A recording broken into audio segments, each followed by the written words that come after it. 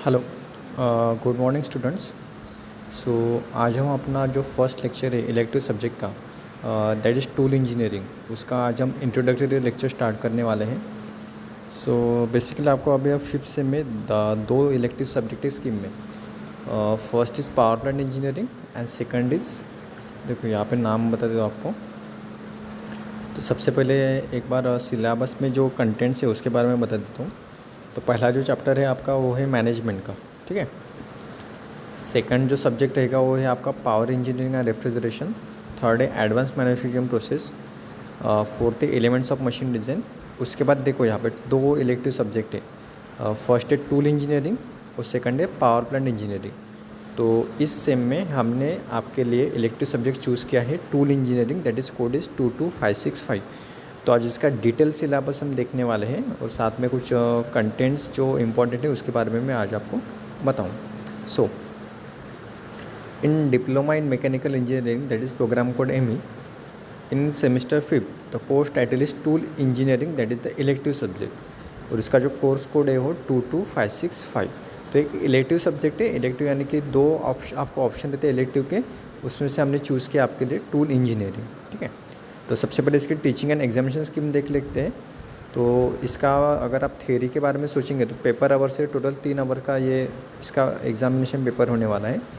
साथ में अगर एंड सेमेस्टर एग्जामिनेशन की बात करें तो 70 मार्क का पेपर रहेगा, उसमें से आपको 28 मार्क पासिंग के लिए चाहिए। और जो पीए जो है यानी कि आपके सेशनल एग्ज़ाम दोनों और आपका प्रोजेक्ट मिला के जो एवरेज निकलता है वो है 30 मार्क का। तो आपको 100 में से मिनिमम पासिंग के लिए आपको चाहिए 40 मार्क। उसके बाद अगर प्रैक्टिकल की बात करें तो प्रैक्टिकल में भी 2 सेशन है आपके यहाँ पे, एक इंटरनल प्रैक्टिकल है और एक एक्सटर्नल प्रैक्टिकल है। तो इंटरनल प्रैक्टिकल आपका 25 मार्क का रहेगा, जिसमें आपको मैनुअल लिख के सबमिट करना है, तो मिनिमम उसमें आपको 10 मार्क चाहिए। और जब आपकी एंड सेमेस्टर एग्ज़ाम होगी प्रैक्टिकल की तो उसमें आपको सेपरेट एग्ज़ाम देने 25 मार्क की, उसमें से भी आपको मिनिमम 10 मार्क आपको लेने हैं। तो अगर इसकी टोटल की बात करें तो मैक्सिमम प्रैक्टिकल आपका जाता है 50 मार्क का, तो पासिंग के लिए आपको चाहिए 20 मार्क, ठीक है। ये हो गया मार्किंग के बारे में। अभी उसके बाद इसके सिलेबस के कंटेंट्स मैं आपको बता देता हूँ।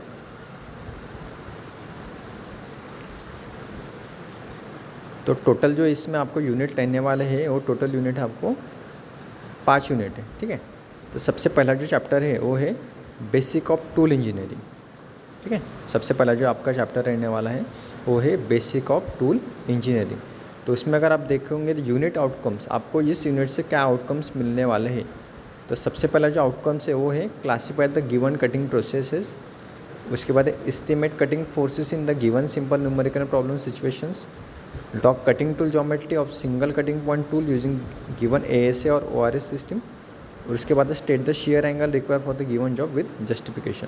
तो ये सारी चीज़ें आपको पहले चैप्टर में आपको पढ़ना है कि बेसिक प्रिंसिपल क्या है टूल इंजीनियरिंग का। उसके बाद मेटल कटिंग क्या क्या होता है, उसके रिक्वायरमेंट्स क्या है, कौन कौन से कटिंग फोर्सेस उसके ऊपर एक्ट होते हैं। उसके बाद फिर टाइप्स, मेटल कटिंग के कौन कौन से टाइप हैं, सिंगल पॉइंट कटिंग टूल क्या होता है, मल्टी पॉइंट कटिंग टूल क्या होता है। इस सभी चीज़ों के बारे में आपको पढ़ना है यूनिट नंबर 1। उसके बाद नेक्स्ट अगर देखें तो नेक्स्ट चैप्टर रहने वाला है आपको cutting tool material and holding devices. अगर इसका आउटकम के बारे में बात करें तो सबसे पहला आउटकम है list the different properties and composition of the given tool materials, interpret ISO designation of the given tool insert, select tool holders and insert for the given component and machining operation with justification, explain the given tool sharpening methods।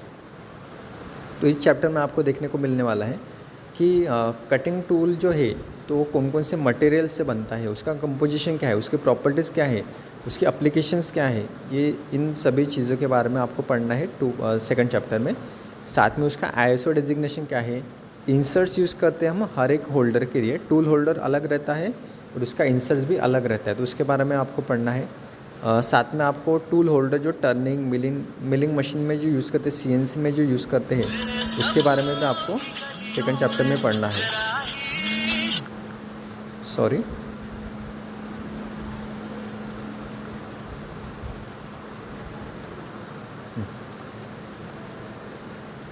उसके बाद आपको पढ़ना है ISO designation क्या होता है tool holders का, tool sharpening method क्या है सिंगल पॉइंट की और कटिंग टूल की, ठीक है।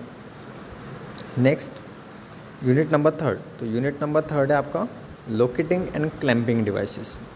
कौन सा है? Locating and clamping devices. तो लोकेटिंग और क्लैंपिंग डिवाइसेस के आउटकम्स क्या क्या है? तो सबसे पहला आउटकम्स है explain principle of location the reference to the given work piece, calculate the degrees of freedom in the given situation, select different types of locator for the given work. मतलब है कि वर्किंग के लिए आपको locating और clamping device बहुत ज़्यादा ज़रूरत रहता है, क्योंकि एक डिवाइस आपका क्लैम्प करता है तो दूसरा डिवाइस आपको लोकेट करता है कि आपको एक्चुअली वर्किंग कहाँ पे करना है। ठीक है, अगर ड्रिलिंग ऑपरेशन होगा, रिमिंग ऑपरेशन होगा, तो इसलिए आपको क्लैंपिंग और लोकेटिंग डिवाइस बहुत ज़्यादा ज़रूरी है। नेक्स्ट है आपका use of locating and clamping principal on the shop floor. Degree of freedom consider important. Degree of freedom यानी कि एक अगर डिवाइस आपने अगर लोकेट किया या फिर क्लैम्प किया तो उसको नंबर ऑफ फ्रीडम यानी कि हम कितने तरीके से आप उसको घुमा सकते हैं या फिर उसका कितना आप जो रोटेशन है उसको आप रेस्ट्रिक्ट कर सकते हैं। ठीक है, ये आपको पढ़ना है डिग्री ऑफ फ्रीडम में। लोकेटर्स रहते हैं उसके टाइप्स से, उसके बाद क्लैंपिंग डिवाइस के भी टाइप्स रहते हैं। उसके बाद हम बात करते हैं यूनिट नंबर 4 की। तो यूनिट नंबर 4 में आपको दो कंटेंट्स पढ़ना है, जिग्स एंड फिक्चर। तो सबसे पहले इसमें आउटकम्स है differentiate between given types of jig and fixture. उसके बाद है select relevant jig given component. Fixture के बारे में उसका डिज़ाइन है। ठीक है, तो इसमें हम पढ़ने वाले हैं कंसेप्ट, डेफिनेशंस, डिफरेंस पढ़ने वाले जिग्स एंड फिक्चर का। उसके बाद जिग्स के types of construction, working applications पढ़ने वाले हैं। साथ में फिक्चर्स के बारे में भी पढ़ने वाले हैं और उसके साथ में प्रोसीजर पढ़ने वाले डिज़ाइन की जिग्स और फिक्चर की क्या होती है। Next press tool design.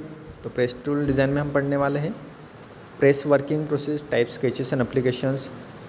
उसके बाद प्रेस टूल्स क्या होता है, उसका कंसेप्ट क्या है, सेंटर प्रेशर क्या रहता है, डाई क्लियरेंस क्या रहता है, कटिंग फोर्सेस कौन कौन से होते हैं, स्क्रैप का स्क्रैप स्ट्रिप लेआउट क्या होता है, टाइप्स ऑफ वर्किंग उसका कटिंग डाइज, इसके डिज़ाइन प्रोसीजर, ये सारे चीज़ें हम पढ़ने वाले यूनिट नंबर 5 में।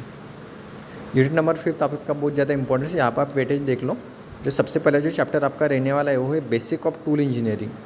तो बेसिक ऑफ टूल इंजीनियरिंग का टोटल वेटेज जाता है आपका 6 आवर्स का।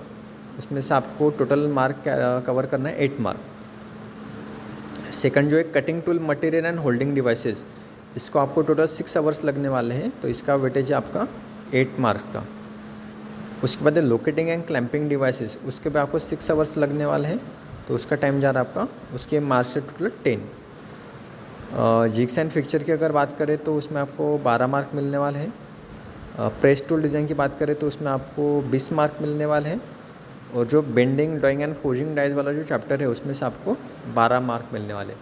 एंड ये टोटल 6 यूनिट है, 6 यूनिट का आपको ले जाए 48 आवर्स, और उस तरह से आपका 70 मार्क्स का सिलेबस यहाँ पे कंप्लीट आपका हो जाएगा। ठीक है,